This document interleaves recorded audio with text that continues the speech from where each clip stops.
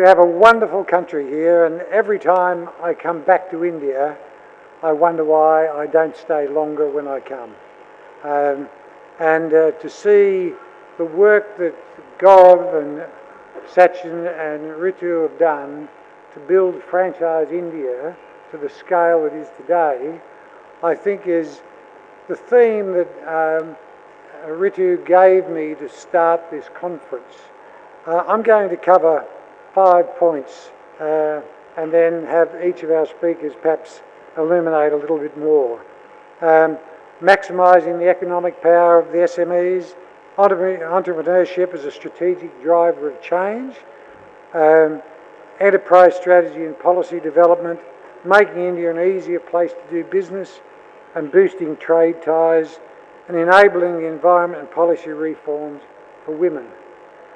Now, I'd like to welcome our chief guest, Sri Madhav Lal, and it's an honour for me to speak before you, and thank you for giving me that honour. I do appreciate it.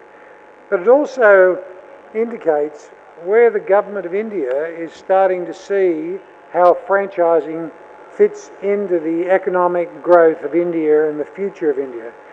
And Prime Minister Modi's plan of making India and made in India, in a lot of ways, starts with small and medium enterprises building themselves into big businesses and making India a place to do business with, and franchising is the catalyst for that.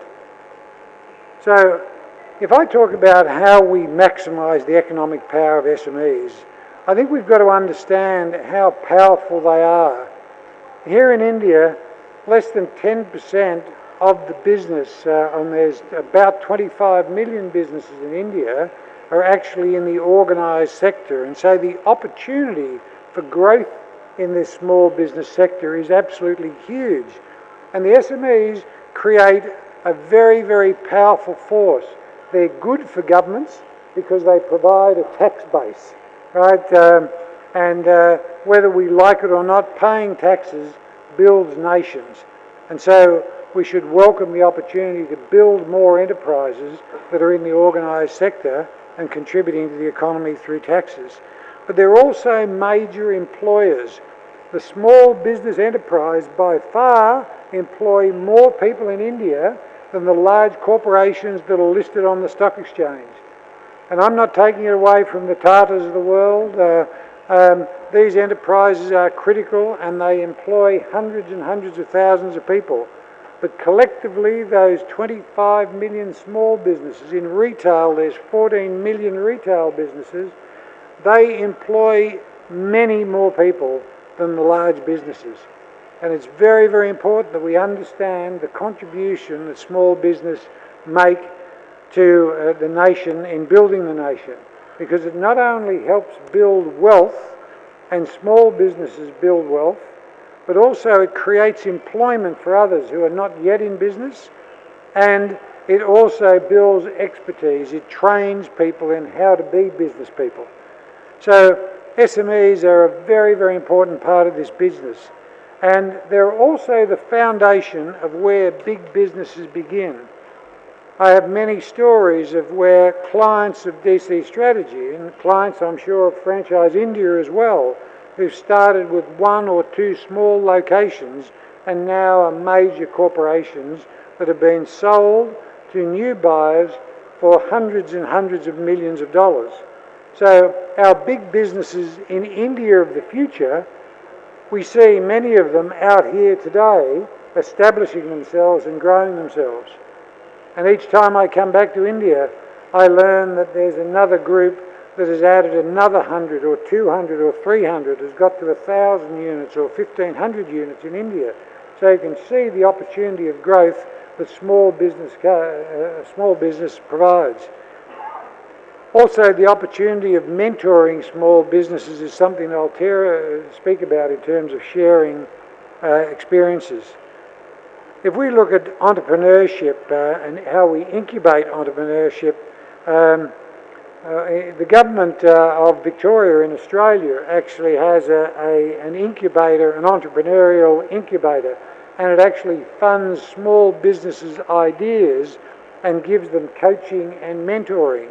And I would certainly encourage the industry and indeed government to look at investing in the incubation process to bring a faster and more rapid growth of small and medium enterprises here in India, because it's about expertise.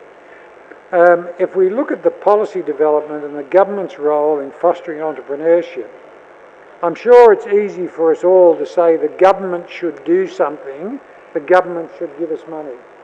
I don't believe that that's the trait or that's the attitude that is actually going to grow a business. But certainly there are things that a government can assist with. And in the late 90s, Dr. Mahathir, the Prime Minister of Malaysia, formed in the Prime Minister's Department a franchise development department. And he encouraged the fostering of small businesses. And what he not only did was help to set up a mentoring program, but he actually encouraged the banks to lend to small business, and the government provided some small guarantee and backing to banks for sums that they would lend to small business. But the government's role in fostering franchising and entrepreneurship, I think, should be more in the way that is being done today here with Secretary Lowell, attending these conferences, understanding how they contribute to the economy, and talking to your colleagues in Parliament. And I think that the very fact that you've spent the time to attend today is a testament to the commitment of this government and the governments of India, potentially in the past and in the future, to actually sponsor small business by encouraging it. If we look at, there was a question that I had, making India an easier place to do business. What changes will it take? I think probably one of the primary ones is, as a nation, as a people, and as a business person, what I've tried to focus on is delivering quality. And I would really encourage every business person in India to think about the quality that he's providing to his customers. Because as you become more globalised here in India, quality will be a big driver of the attraction of people wanting to do business with you. And I commend the Clean India strategy that has been launched in India. Again, it's a reflection of the look and feel of the country, and quality I see as a key area that we need to develop. If we look at building trade ties, I think that the NRIs that you have, so many Indians living outside of India, are learning and developing relationships.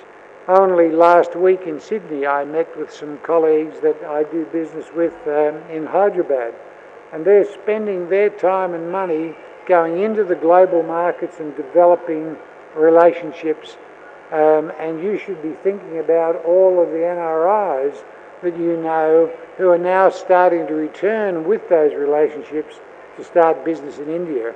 And I think that is a great way of fostering international development. I would also encourage you to reach out to the world.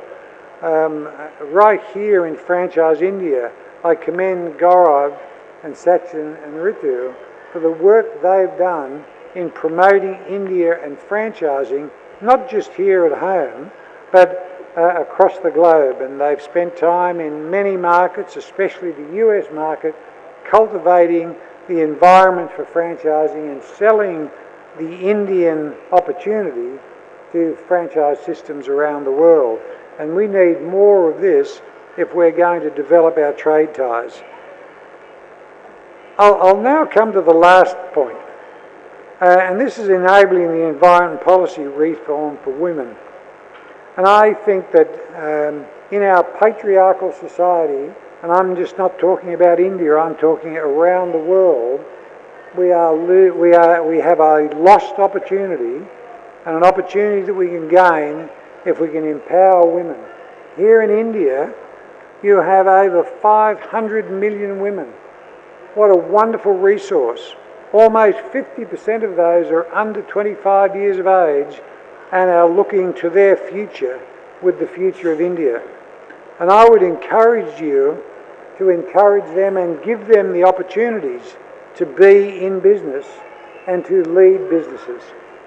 I see that they're a wonderful resource.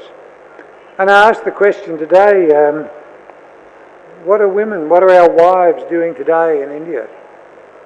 It's carpet chauth, right? They're fasting for their husbands. I would be suggesting that we as men should be fasting for our women and giving them opportunities as well.